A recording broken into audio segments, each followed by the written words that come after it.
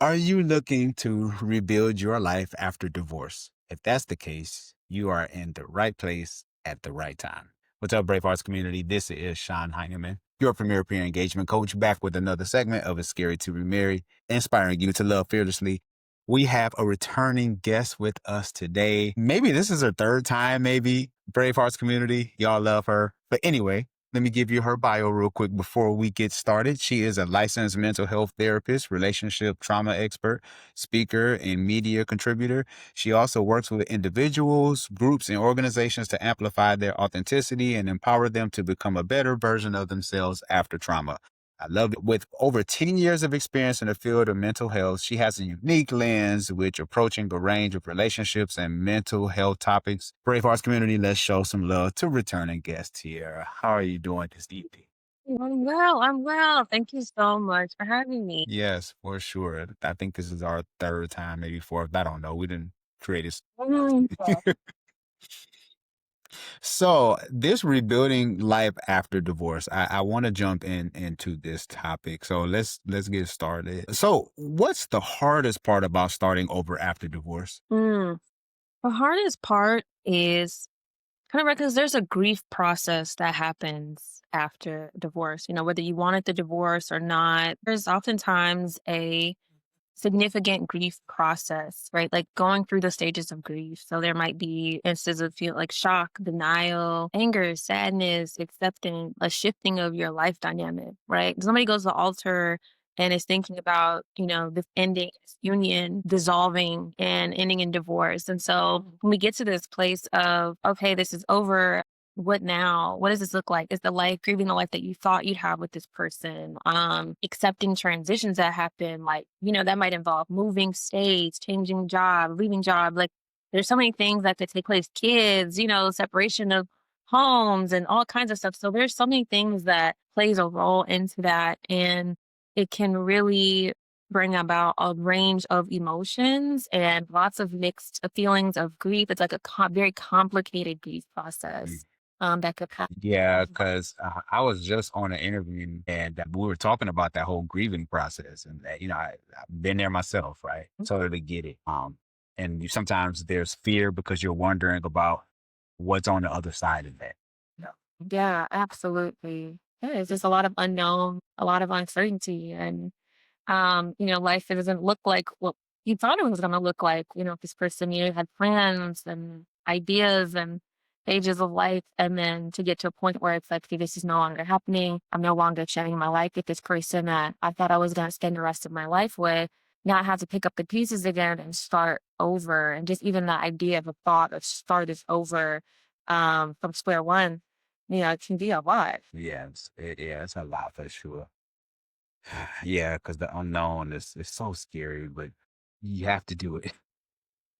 Mhm. Uh, Yeah, so how can someone reconnect with who they really are post divorce? mm, yeah, and that's a really great question because when we're experiencing a divorce, and especially if you've been married for a long time, you got married young, like I know for myself personally, like I got married when I was 20 years old and I got divorced when I was 27. So I was married pretty much all of my 20s, um, and was with my ex or in like high school years. By the time I'm getting to approaching my 30s, like I don't really know who I am by that point. And so it was kind of like a rediscovering of identity of, who you are outside of this person that you spent, X amount of years with. And I've worked with people who've been divorced and, they were married for 30 plus years and, spent maybe half their life with someone and are now having to restart and find themselves again after being, tied for someone for so long. And so it kind of takes you down this journey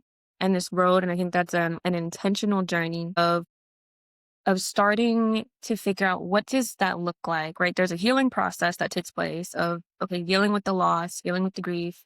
And then there's also this um, part of like figuring, okay, who am I now? Who am I without this person that I have been tied to for X amount of years, X amount of time, the person I thought I was going to spend the rest of my life with?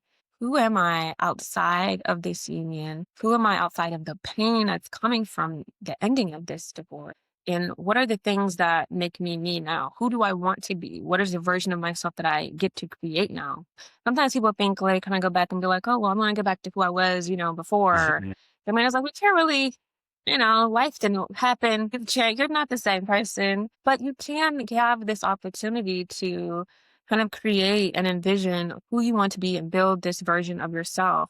And it's really getting to know you. What do you like? What are the things that you like to do? Who are you outside of maybe taking care of a family or doing certain things? Like, what are the things that make you feel grounded to yourself? And how open are you to discovering and trying the things that can help you explore that? Is it, have you found a love for going to the gym, or is it doing a Pilates class? Is it traveling? Is it another hobby that maybe you've discovered about yourself? Is it connecting with community? That's also a big one. Being able to connect to community is also really important. We talk about trying to discover ourselves after a divorce. Being able to have those conversations. No, for me personally, I started going to divorce care groups at a church, and it was good to be able to hear other people's stories who had gone through something similar and who were just trying to figure it out. So it was interesting, and it was good to be able to connect, being able to lean on support systems that I had, and like friends and family and things like that, and being able to find community if you don't have community, being able to and be intentional in trying to find that and have those conversations and that shared connectedness can really help as far as being able to reconnect to yourself when as you're connecting to other people and sharing stories with others. That's also a really good way. Yeah, but yeah, it kind of just starts like, who am I? On all the spectrum of who we are, how we show up for ourselves, how we take care of ourselves, how we wish to show up for ourselves. What would that look like? You get to build and create and know, begin to sit with yourself and know who you are now. Mm. Build that up. Yeah, that's good. It like you said, community is so important. I know for me, like church was very helpful. Um, getting that community of believers through that process and those people that encouraging you. But then there's also sometimes you got close friends who, especially if they've been through a divorce, they like, hey, Mm, yeah. I like that because trying to find yourself again. I know something that helped me was sitting in my apartment, going through my divorce. We were separated, and my apartment was quiet. Like it was just, I mean, my daughter would come over every other weekend, and I would read, pray, meditate, write, and I was just like finding myself through those things. And so it almost mhm. felt like I was becoming a better person just because I had that silence by myself. Yeah, I love that you said that because it really is like in those quiet moments, with the feelings, without all the distractions. A lot of time we're actually able to just be, and a lot of times people end up avoiding that, like avoiding the sitting with self because it's scared about what might come up and it's uncomfortable. Doesn't always feel great. Um, but it's a really like pivotal and important process to really just see like what's really going on and happening. And once you're able to connect with what's really going on the inside, you can help be able to begin to heal that, begin to work through it and get to the other side and get to meet another version of ourselves that exists on the other side of that process. So yeah, that's a really, really pivotal part of the process. Yes, for sure. What are signs you're healing versus just avoiding the pain? Mm. That's a good one. That's a good one. Find your healing, not just avoid. I'd say, like, because we also need to know, like, maybe what our vices are. If you know that if something happens, there's things going on, tough feelings, noticing the pattern of maybe what you're doing as a result of that, right? I know sometimes avoidance can look like, something happened. Well, now I'm gonna go hit up a bunch of people. I'm gonna go out. I might drink a little bit. I'm gonna do this, I'm gonna do that. Like, you know what I'm saying? Like, I just like, and that's when we have to take a step back and say, okay, well, what are we doing? What are we using? What are these vices that we're picking up to try to avoid these really difficult feelings? And I think when we have to be able to pay attention to what our patterns are and what we're engaging with when we're met with them. Mm.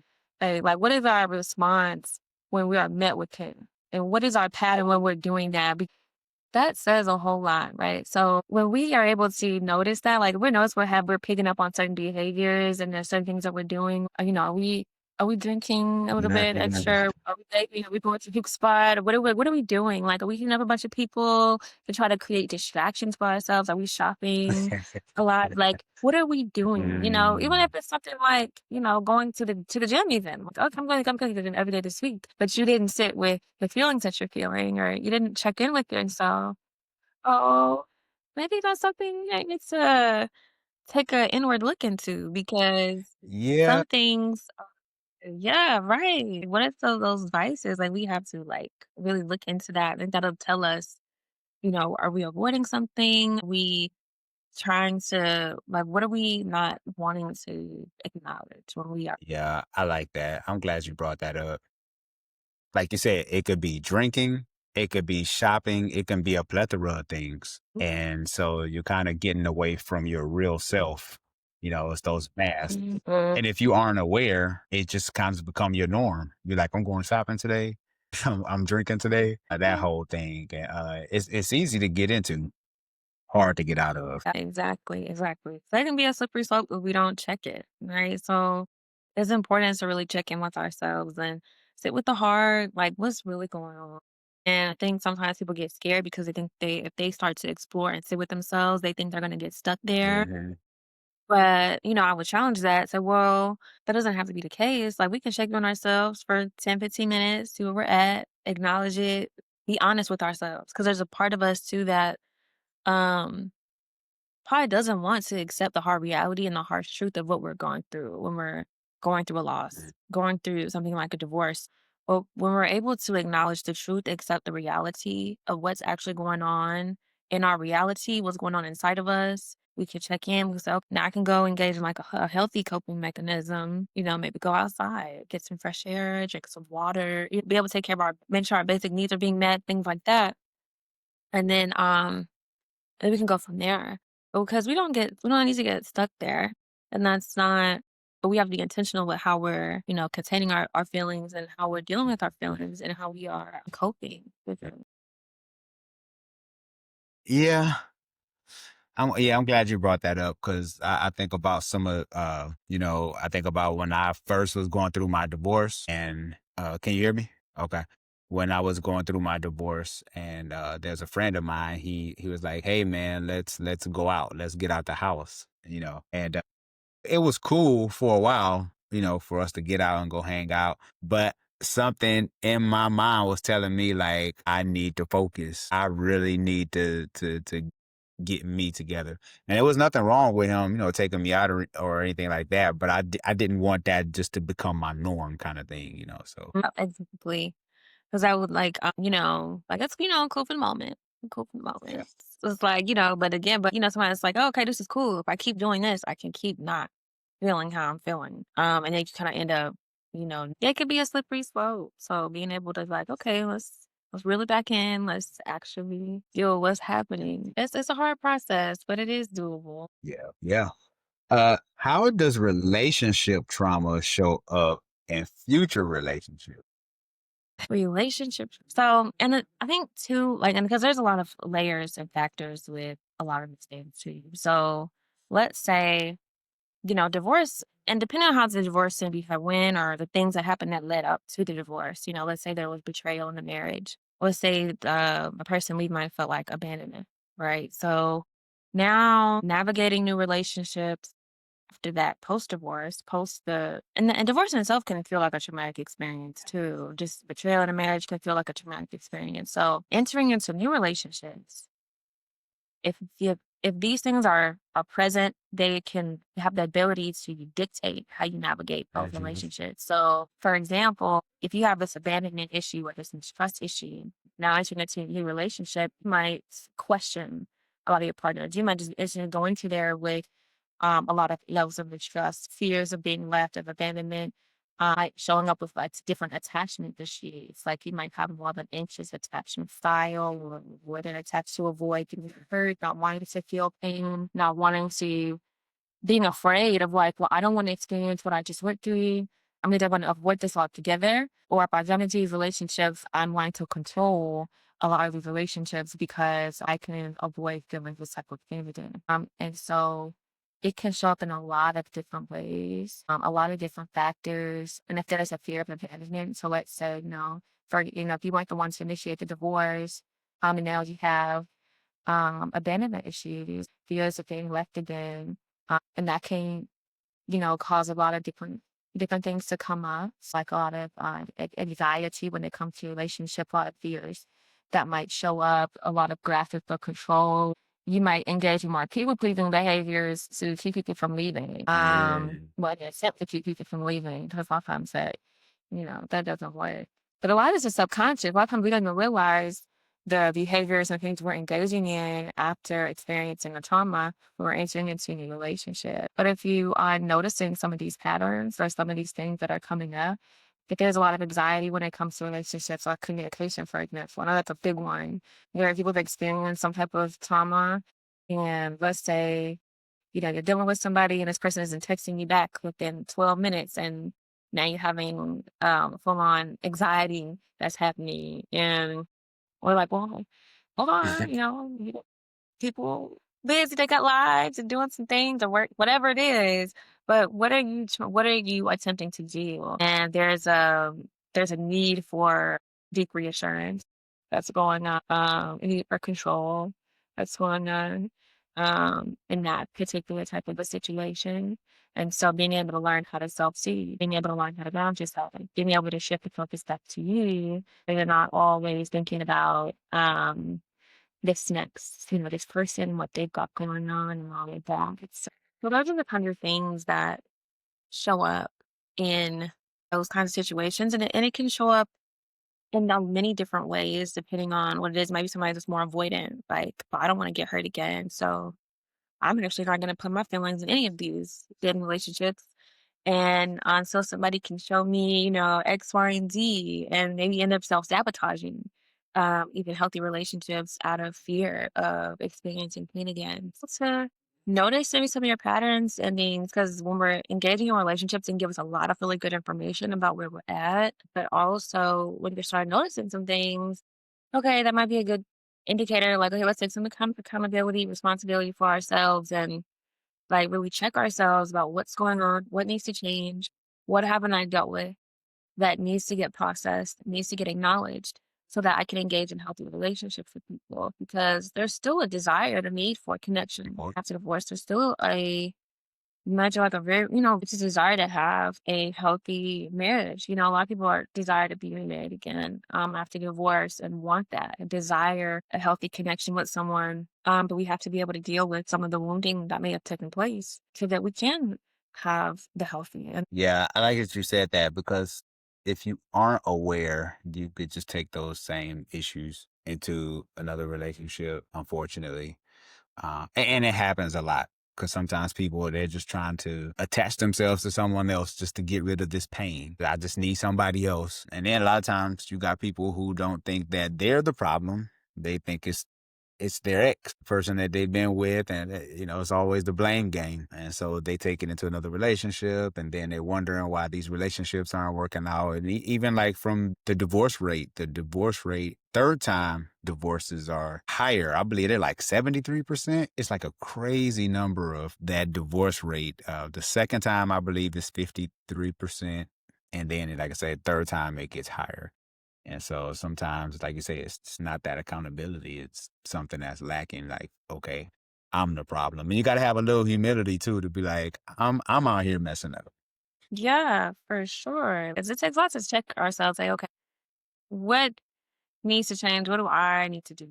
A lot of times, like we start experiencing the same experiences multiple times. Okay, at some point, common denominators less. So what is something that I maybe have not checked myself on or dealt with or acknowledged? What's going on in here that I have not sat with? If I really am desiring something better and desiring change, what are some things I might need to do to achieve that? So yeah, it takes a lot of humility and vulnerability with ourselves to acknowledge, like, hey, look, I got some work to do, and I need to take some time to deal with that. But it's all for the betterment, of ourselves. It's for us to be able to have a better partner, for us to be a better partner to the next person. It's all for the positive change and for the growth and being able to lean into that and being able to be looking forward to that process, because there's something better on the other side of doing the work. And that allows us to choose different too. Once we in that healing process, I heard a quote one time that said, "Healthy people hear differently," and so it's just like when you heal, it's just almost like your whole world changes. Or I won't say heal because I sometimes I think like that makes it like you've reached a destination. Like I'm healed. We're all just a work in progress. So let me kind of scratch that a little bit. But when we're in a better place, I would say than we were some years ago, we can choose different for sure. Yeah, definitely. Most definitely. How can someone learn to trust again, especially themselves? That's a good one. That's a good one. Okay. That's a really, really great Mhm. question.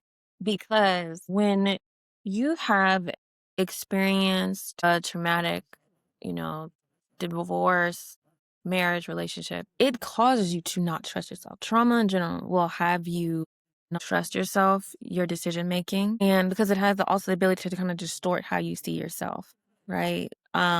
In that way. So, and you don't want to continuously make the same decisions that you made in the Mhm. past. And so there's a lot of fear in even just making a decision at all when you have experienced a level of trauma. So being able to, and I would say this when it comes to like trusting other people, like, we can trust people until they show us Mhm. otherwise. We can see because it really, when we talk about trust, it's really just being able to lean into vulnerability.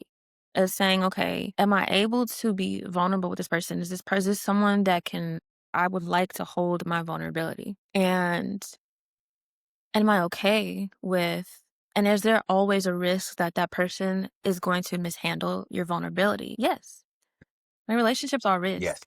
And so it's unrealistic to think that someone is going to be a perfect person, that they are going to just never hurt your feelings or never disappoint Yeah. you or you guys never have a disagreement or never have any type of conflict going on. That's unrealistic, Yeah. I right? agree. But there's when we have a mistrust of people, the world, ourselves, any type of offense is like an atrocity. So as we just said, it's like, oh no. And that'll cause us to kind of isolate ourselves too when we go into that kind of mindset, everybody's out to get me. You're just there to hurt me. You just want to use me or whatever it is, right? And we call it self-protection and boundaries, but it's just a self-imposed prison. Mm. Giving ourselves the chance to be vulnerable and build genuine connection when we allow those walls to get so thick and so high. And it was like, you end up being like, dang, I built this cage brick by brick. Like, you have wrapped yourself in this thing. And it's like, wow, but it's very lonely. Yeah. And we don't want that. So it's like being able to accept that people are going to disappoint you. Relationships are a risk. Even the good guy, good girl, whatever thing is gonna disappoint you. They're gonna hurt your feelings at some point. You can't avoid That's that. true. And they can love you all day. And they're still gonna hurt your feelings to some degree. Like they forgot to get blueberries from the grocery store when you wanted them. That hurts. Like they are going to fail you in some capacity. But you also have to know what your standards are when dealing with people, what your non-negotiables are. What are you willing to tolerate? What are you not willing to tolerate when it comes to certain things, right? Because at that point, we have to take accountability for what we are That's tolerating true. when it comes to certain Mhm. things. So like, if you went through something was traumatic, maybe this person, there was abuse going on, there was trauma, there was infidelity, there was betrayal, there was all these things going on. When you're starting interacting with people, now it's your responsibility to check on, say, okay, what's this person's values? Do they value commitment? Do they value honesty? Do they value being able to, do they value marriage? Do they value the sacredness of that? Is that something that is in this person? And as they begin to show you themselves and you give yourself time to experience a person, then you get to make the decision, is this someone that I want to continue to be vulnerable with? Am I okay with giving, pieces of myself, my vulnerability, my emotions to this person and engaging further in this relationship with this person? Mhm. Now if somebody's showing you some stuff where you like, this sound like the last spot where I was just at. I don't, but then you continue to Yeah. engage and then you end up experiencing maybe a level of pain because you tolerated red flag. You tried to turn a red flag pink and tried to see what was going on. You were like, well, let me just see, and hoping that maybe something was going to turn around. Now we need to talk about that, because why are we tolerating certain behaviors that feel familiar to us when we know the end result might be painful? So that's another thing. We'll take responsibility for that. We have to be able to look inside ourselves. Okay, why did I do this? Why did I engage with this? What needs to shift in me so that I no longer do this? And the more we see ourselves choosing ourselves, being able to set healthy boundaries with people, being able to hold to our standards with people, and seeing the benefits of that for ourselves, because that brings a sense of relief, that brings a sense of peace when we advocate for ourselves in that way. We say, I'm not going to tolerate certain behaviors. I'm actually going to exit this relationship that actually doesn't feel great to me, or I'm noticing some things. I'm not gonna stay around. I'm not gonna overstay my welcome here and find out what that is. And I know there's something off here. We begin to trust ourselves more the more we engage with that, with building our decision making, setting our boundaries. And that begins with the knowing of ourself, right? That's that. It kind of goes back to identity, kind of come full circle a little bit of going back to that identity piece. What are my standards? What's my boundaries? Okay, now I see myself making decisions based off of these things that I know about myself and what I desire. I now am trusting myself more to make healthier decisions for myself. And it continues with, as time goes on. Yeah, and I want to ask, can you hear me? Oh, Yeah. okay. Yeah. I want to ask, okay, so I want to make that a little personal, because are you currently in a relationship right now? No Mm-mm. relationship. Oh, okay. Well, I will say, like, when did you feel like you were able to trust again after you divorced? Like, what did that look like for you personally? Like, how did you know that you were able to trust someone again? What did that look like for you? Because my process is really interesting too. Because I got divorced at 27. I didn't really kind of start dating until I was like 28. Okay. So I was just kind of like, okay, let me just see what to do. I don't know. And going through that process, because I'm like baby step. I'm like, I'm new to this whole single dating world or whatever. So, but as going through these experiences, I'm learned these are my boundaries. These are my standards. This is how I'm making this. This is how I'm deciding what is healthy, what's not. I'm sitting with people. I'm getting to know them, trying to align, see what their values are. And so, but it was a lot of trial and error too in that, because that started to build over time. Things that I maybe tolerated when I first started dating, I don't tolerate now. And seeing myself kind of grow helped me build up the trust for other people, and for myself. And realize that was a whole process that took place, and while also being able to get to know people, that vulnerability is a very powerful tool. And that when people are like, okay, it's a safe space, and being able to share, being able to be yourself, because that's how people get to know us, right? And one of my biggest things after getting divorced was, I really want to feel seen by someone. I really just want to be known. I want somebody to know me. And but I had plenty of walls for a long time. So like, but it was almost impossible to really get to know me, because I was like them walls was heavy. Like boulder type thing to knock them giants down, because what nobody could get. Yeah. Like, and it wasn't, and again, I was me thinking I'm protecting myself, but I was just locking myself up. And it wasn't the healthiest thing, but being able to explore vulnerability, being able to be like, yeah, like this is me, this is who I am. And this person can decide, if they want to continue to explore that or not. The more they show me who they are, I get to decide if I want to deal with that or not. Because we have to do that. Because if we think about it, if you're truly looking for a lifetime, partner, they have to know you. Like, you have to share yourself. Like, that's just part of it. Like, you can't be like, why do you gotta die? I'm all gonna just, you know, keep it all cool.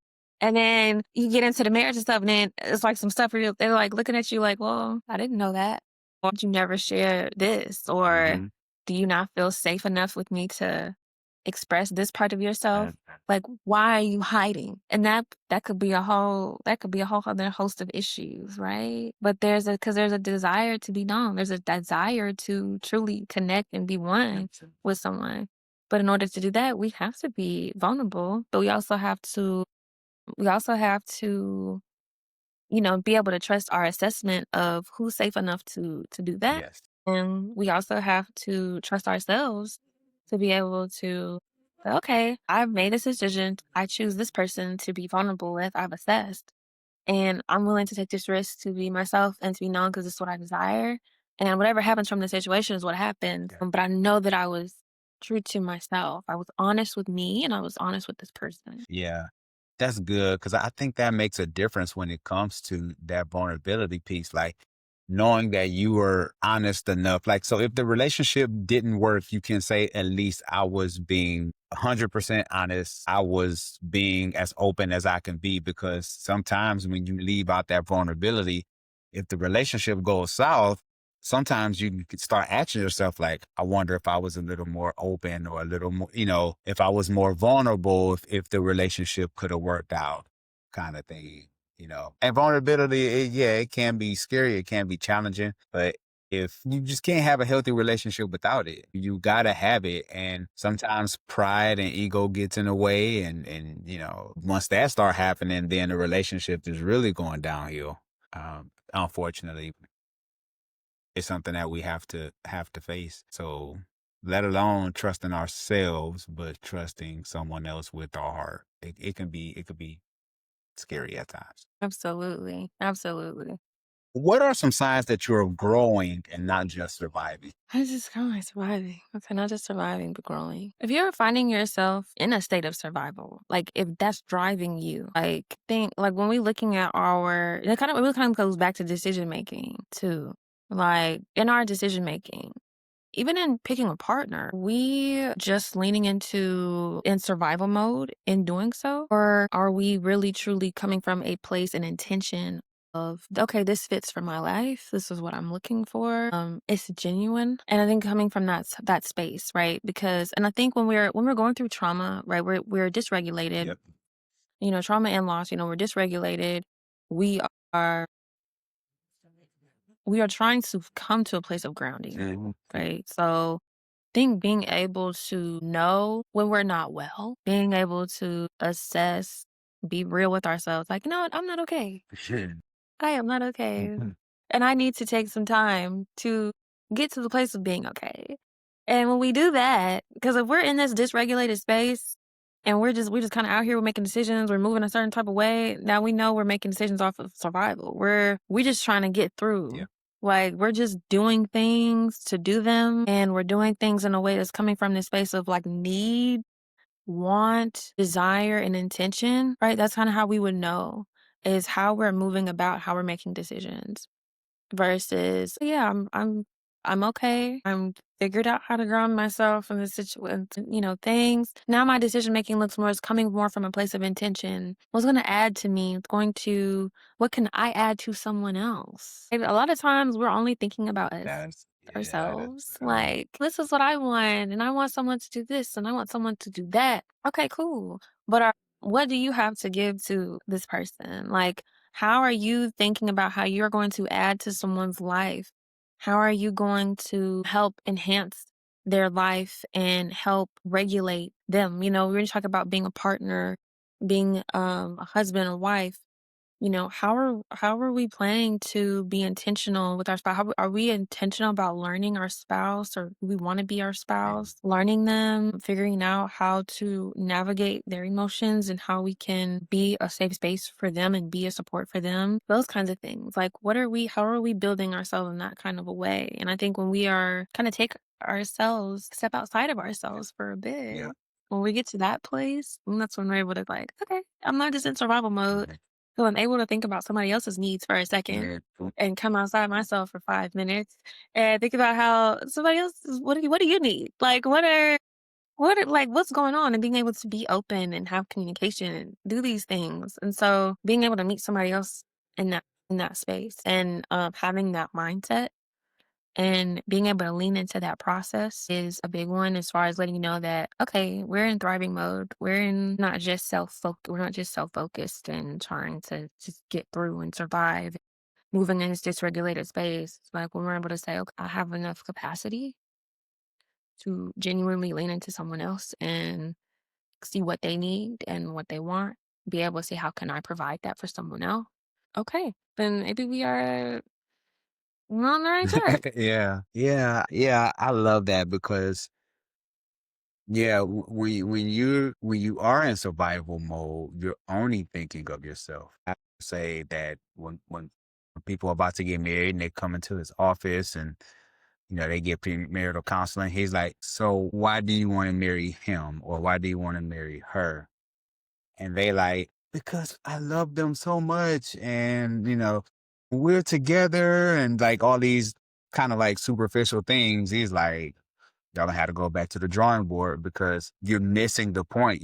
You're making it about you kind of thing, where it's just like, And so when we come to marriage thinking about how I can serve you, then that makes it better. That makes the marriage better Mhm. because, I heard someone say, my wife and I, we outserve each other. You know what I'm Mm, saying? I'm always trying to one up you in the serving department. I love Yeah. that. I love that. Yeah. And so now I'm trying to get to a place where I can outserve my wife, where it's like, okay, and make sure her gas tank is full. And let me make sure I wash and fold the laundry and let me let me clean up the kitchen, all these different little things and help with the kids and go chill out in the room, get some time to yourself. To me, that's like I'm trying to outserve you because I want to make sure that you're good and vice versa. For me, we make it work. But that takes intentionality. Mhm. You got to have two willing parties because I don't want to call them lazy, but I'm gonna call them lazy. But the lazy person is to get into this marriage and or this relationship, and you see how much this person is serving you, but then you get lazy. Mhm. I, Yeah, I get yeah, complacent. they get complacent. I had a guest on the show, I think last week, and he said when he was going through his divorce, he said he was basically like trying to outserve his wife. And she told him, she was like, the worst thing you could have done was giving me everything. Mm, mm. That's Yeah, interesting. right. I was like, Yeah. wow. I wonder why. I'm curious. I want to know, like, what. Well, because and I'm just making an assumption, right? I'm Mm, just making an assumption. But when he told me that, I was thinking in my head, like, could it have been, this is just me thinking, could it have been she never had that much love or whatever it was? She never had that and didn't know how to handle it. Because sometimes some people don't know what to do when they get that kind of love and affection or someone is serving them. Like they don't know what to do with. They like, I'm not used to that. mhm. I'm always on the defense or I'm always trying to just making sure that I'm protected. That's a possibility. That's a possibility. Not being able to know what to do, not knowing how to reciprocate. Yeah, but just out, receiving, but not really know how to give it back. Yeah. But man, that's something. Yeah, yeah, that's real. Yeah, some people don't know how to receive love, and that's an episode within itself, because there's that's like, Mhm, hey, I've never had a healthy relationship, I never seen a healthy marriage, and so mhm, here it is. Some people might think you even love bombing them. They're like, no, I'm just trying to be nice. You love bombing mhm. me. It's like, no, this is what we do in healthy relationships. Mhm. Yep, yep. It's like, cause you don't know the difference, especially with, pop psychology terms and stuff like that. Like people mislabeling things, like mislabeling what love bombing is and Yeah, gaslighting and all these things. And I'm just like, oh no. But yeah, people can end up missing on some healthy things because they don't recognize healthy. yeah. So the wheels were turning in your head on that one, huh? Yeah. I was like, wait a minute, this is interesting. I'm counting on more. I hadn't Yeah, your therapist had went on. You like, that. I have one last question for you that before we go. What would you say to someone who feels that their best days are behind them? Say, hope deferred makes the heart sick. Where can we find some hope? Yeah. Right? because that when I hear that, I hear Mm. hopelessness and that there's a deep disappointment Mm. and that a lack of hope in that. Mm. And so I would say, where can we find that? And what would give you that? And I would say intentionally looking for that because there is always a chance for better, for more, for abundance, for the new thing. And we have to be able to access a little bit of hope. Mustard seed of faith somewhere that says, I've got to believe that there is something good for me that is not over yet. As long as we still got breath in our lungs, it's something. There's something there, right? That we can have, that we can hold. But we have to believe that it's there Yes. for Yes. us. Or we have to be able to lean into open. How do we begin to access that somewhere? So what is it that will help give you that? Is it, listening to other testimonies or stories of people who felt like, man, I never thought I was gonna, have this or that, right? And being able to see them be able to have that, to lean into even just that community aspect. Like, what is it that can spark up some hope in you for your future? Because that space of hopelessness that, the my best days are behind me, that's just over with. Yeah. That means you're not looking forward to anything. Mm. Uh, and as a result of that, how will that now impact how you're navigating your own life, right? Like, are you going to put your best foot forward now if you believe that ain't nothing to look forward to? Are you now going to short sell yourself? Are you now going to tolerate things that you shouldn't be tolerating? Yeah. That could change the trajectory of your life, your decision making, just off of having hopelessness.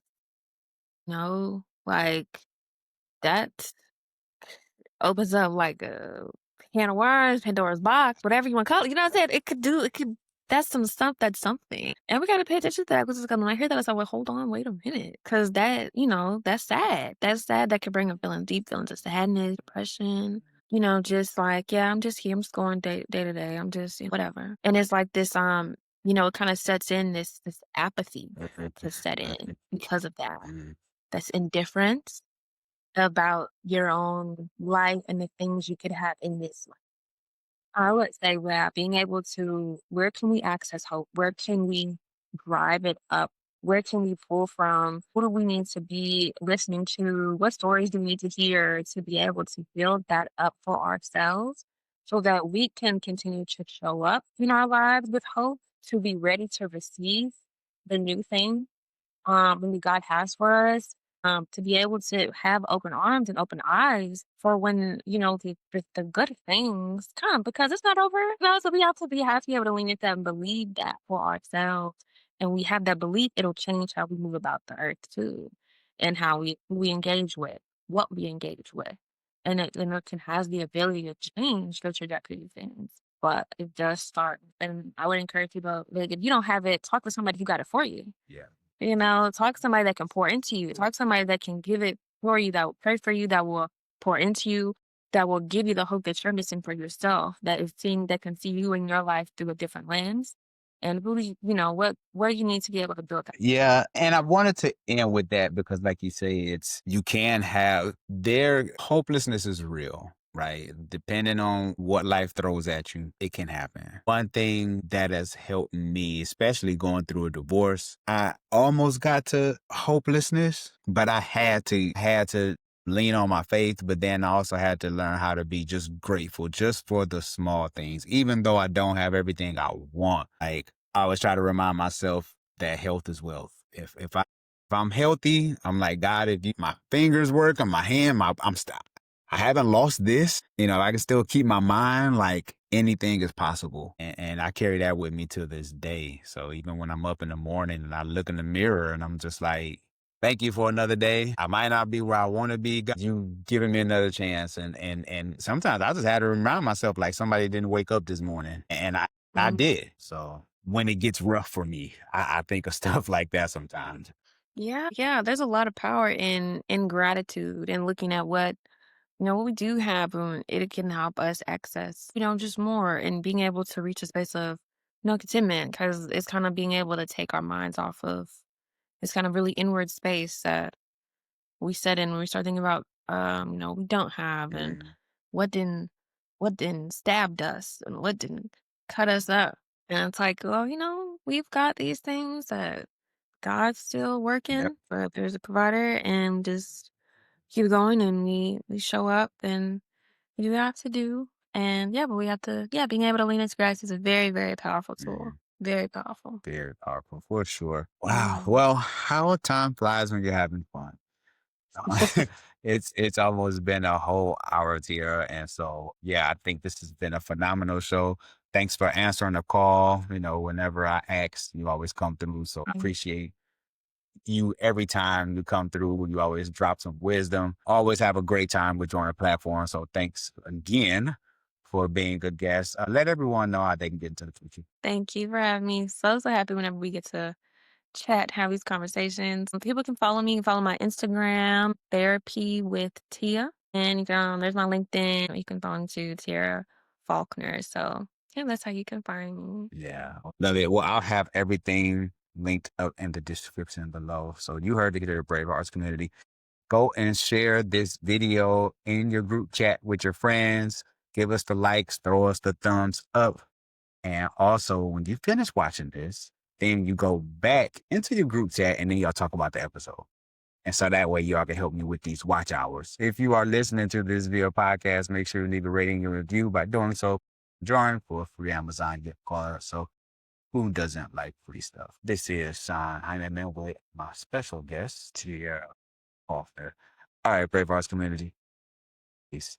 Stay on, Tierra. Don't close out.